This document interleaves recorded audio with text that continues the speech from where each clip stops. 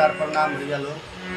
हम भोजपुरी गायक दिनेश पांडे भोजपुरिया अपने भोजपुरिया समाज के दोनों हाथ जोड़ के प्रणाम नमस्कार करते हैं। भैया लोग वीडियो बनावे के एगो मकसद बा, पटना के लाल बिहार के रहे वाला आयन बाबू के जीवन खतरा में बड़का बीमारी से झूल रहा बारे। भैया लोग रउआ लोग एक रुपया जमा करो तो भैया के 16 करोड़ रुपया के इंजेक्शन दियाई आयन बाबू जल्दी ठीक हो जाएगी। तो रउआ लोग ये वीडियो को ज़्यादा से ज़्यादा शेयर करें, लाइक कमेंट करें, ताकि ये वीडियो के जितना भी पैसा बने आयन बाबू के खाता में। रउआ लोगों से विनती बा, आग्रह बा। हमारा अंकुश राजा भैया एगो गीत गौले बानी, जौन गीत के रउआ लोग सुनी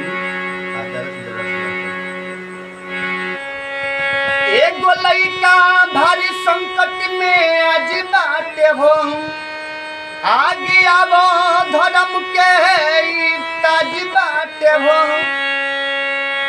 एगो लइका भारी संकट में आज बाटे हो, आगे आवो धर्म के ताज बाटे हो। तो बड़ी महंगाई रोग के इलाज बाटे हो, तो बाटे सो रहो करोड़ के दवैया। बचल मोर भैया, बचल मोर भैया। तो बाटे सो रहो करोड़ के दवैया।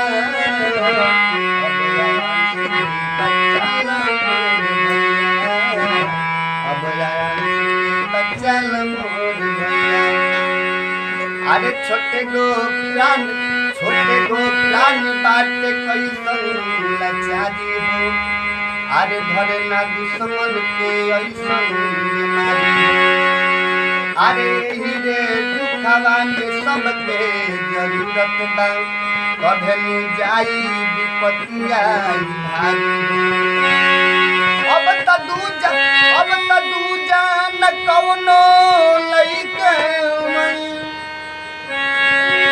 अब त दूजा न कौनो मारी लौके बाटे 16 करोड़ के दवैया। बचल मोर भैया, बचल मोर भैया। बाटे 16 करोड़ के दवैया।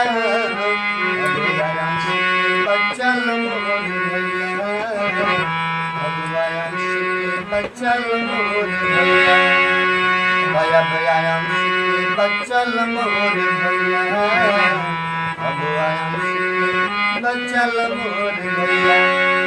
भैया लोग से विनती बा, आग्रह बा, भैया लोग आयांश बाबू की जान बचा ली।